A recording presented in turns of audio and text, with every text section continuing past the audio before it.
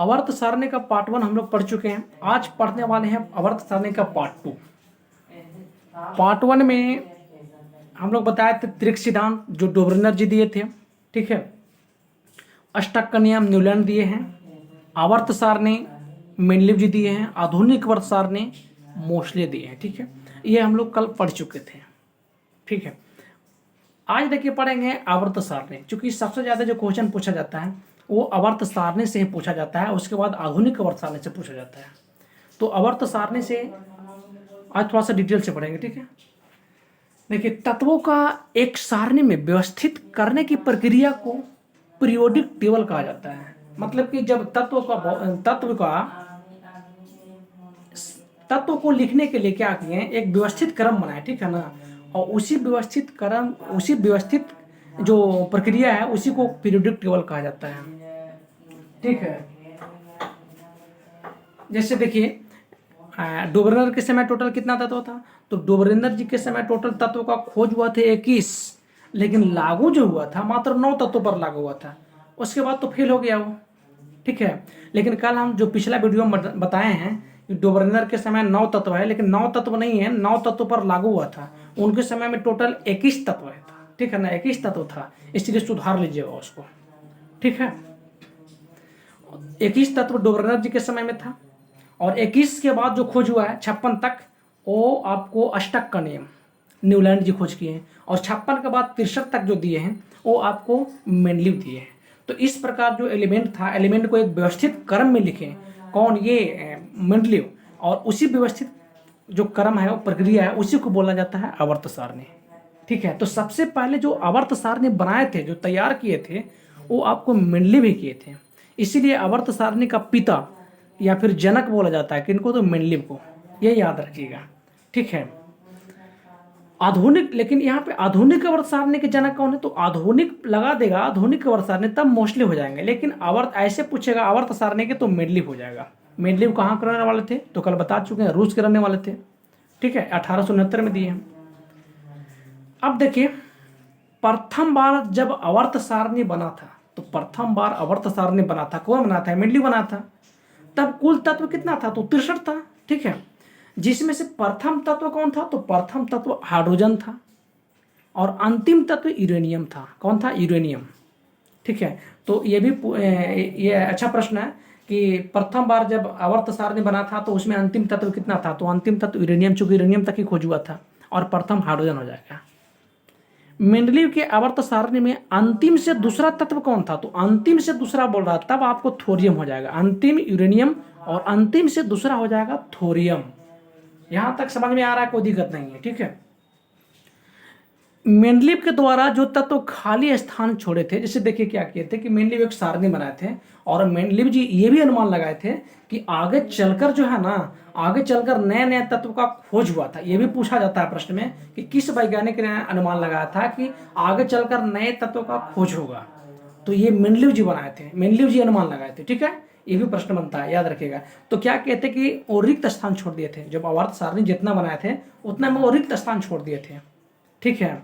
क्योंकि अभी वर्तमान में कितना वर्ग है, तो वर्ग अभी 18 है, और उनके समय 18 नहीं था, 8 था, ठीक है। तो उस समय वर्ग 8 ही था, तो तत्व भी 63 था, कम था ना।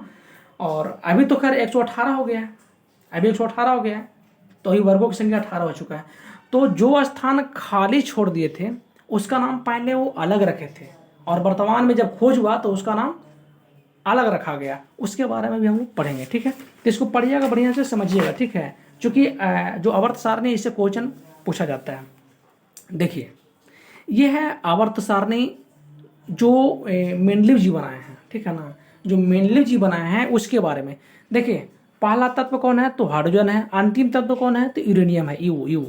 और अंतिम से सेकंड कौन है, थोरियम, दूसरा नंबर पे।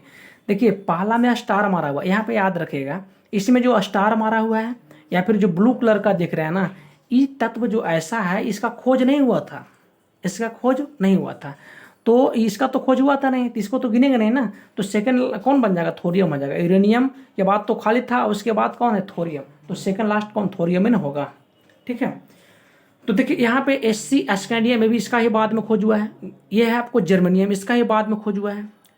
गैलियम का ही बाद में खोज हुआ है, ठीक है। टेक्नीशियन, ये आपको टेक्नीशियन इसका ही बाद में खोज हुआ है, आर इसका ही बाद में खोज हुआ है, मतलब जिसमें आपको ब्लू लग रहा है वो आपको बाद में खोज हुआ है, ठीक है। तो इन कहने का मतलब क्या हुआ है कि जिसका बाद में खोज हुआ है ना उसका नाम पहले जो मेनली अलग रखे थे। जैसे देखिए यहाँ पे एल्युमिनियम के बाद यहाँ पे ये खाली था, तो ये बोरॉन परिवार में आता है, चूंकि बी से स्टार्ट है, ठीक है। तो इक्का बोरॉन, इनका नाम यहाँ पे कुछ नहीं था तो क्या रखे थे, इक्का बोरॉन।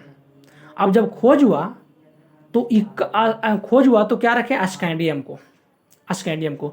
तो पूछा जाता है कि इक्का बोरॉन किसको कहा जाता है, तो इक्का बोरॉन जो है स्कैंडियम को कहा जाता है, ठीक है।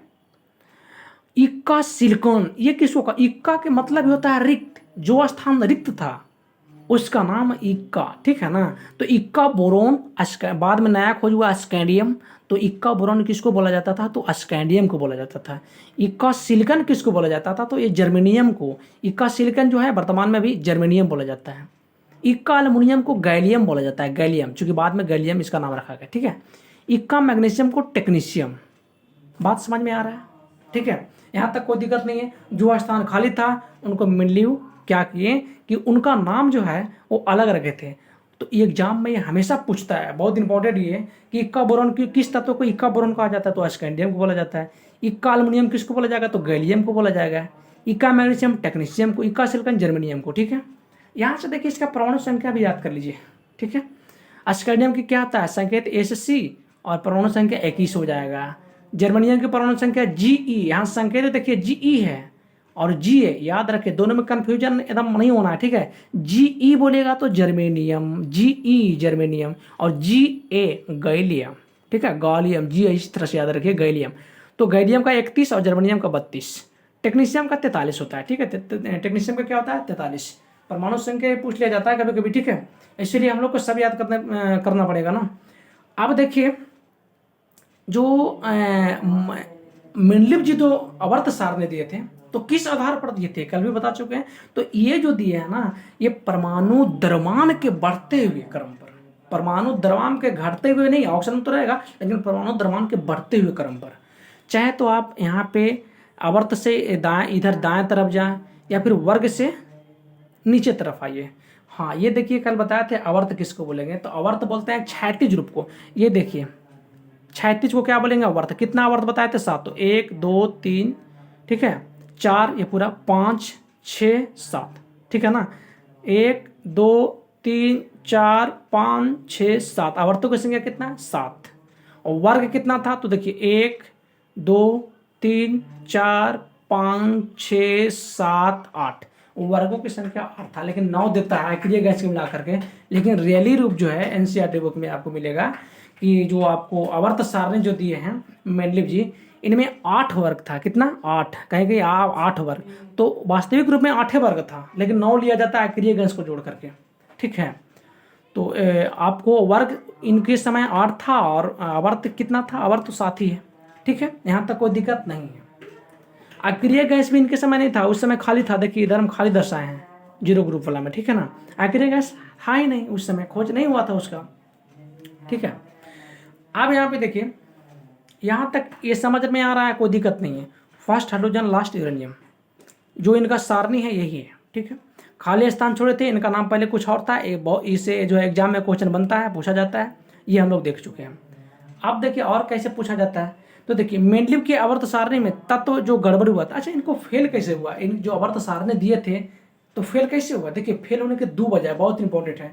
पहला वजह क्या है कि तत्व में गड़बड़ था। तत्व में गड़बड़ क्या था कि इन्होंने बोले थे कि परमाणु संख्या को बढ़ते हुए क्रम में, परमाणु संख्या नहीं, परमाणु द्रव्यमान को बढ़ते हुए क्रम में लिखा जाएगा, चाहे आप इधर से लेफ्ट से राइट जाएं या फिर ऊपर से नीचे आएँ, परमाणु संख्या को बढ़ते क्रम में। जैसे यहाँ पे हाइड्रोजन लिथियम है, तो लिथियम की कितना होता है, परमाणु संख्या 2 2 दूनी 4, ठीक है। इसका मतलब कि इस तरह से इसका कितना होगा, 4 से तो ज़्यादा होगा, मान लीजिए कि 4, इसका यहाँ पे 8 10 12 15, इस तरह से मैंने बढ़ते हुए क्रम में जाएगा।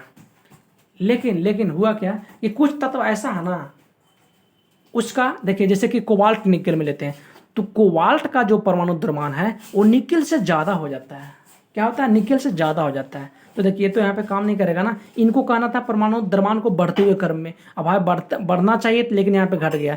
देखिए निकेल का कम हो गया और कोबाल्ट का ज़्यादा हो गया। इस तरह से आवर्त सारणी में ऐसे देखेंगे तो ये भी फेल होने के कारण है। दूसरा क्या वजह है कि समस्थानिकों के लिए इन्होंने कोई स्थान नहीं छोड़ा। भाई समस्थानिक के लिए भी स्थान छोड़ना चाहिए, लेकिन समस्थानिक के लिए कोई जगह नहीं रखा, इसीलिए इनको सारणी फेल हो गया।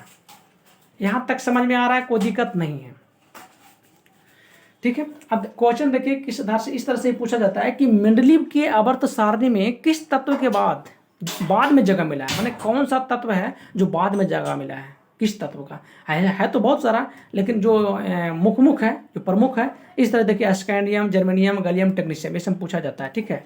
जो इंपॉर्टेंट है वो लिखा चुके हैं यहाँ पे। ऐसा तो जो आपको ब्लू कलर में जो लिखा वो भी याद कर सकते हैं, कोई दिक्कत नहीं है, ठीक है। उसके बाद किसने कहा था कि आगे चलकर नए तत्व की खोज होगा, यही बोले थे मेंडलीव जी बोले थे कि आगे चल करके नए तत्व का खोज हुआ। अब वास्तविक में हुआ भी, ठीक है, वास्तविक में हुआ भी, तब ना आधुनिक आवर्त सारणी बना। तो ये था मेंडलीव का आवर्त सारणी। इससे क्वेश्चन जो है आप लोग बनाइए। और सबसे बड़ी बात है कि देखिए क्वेश्चन को इस तरह से पढ़िए कि माइंड में सेटअप हो जाए, ठीक है। तो आवर्त सारणी के बाद अगला जो लाएंगे हम लोग आधुनिक आवर्त सारणी, और उसके बाद जो ब्लॉक है SPD ब्लॉक कितना, उसमें मतलब कि कितना वर्ग है, एस में कितना वर्ग है, पी में कितना वर्ग है, तो सारे डिटेल से हम लोग करेंगे, ठीक है, स्टेप बाय स्टेप, ठीक है। तो आज तक हैं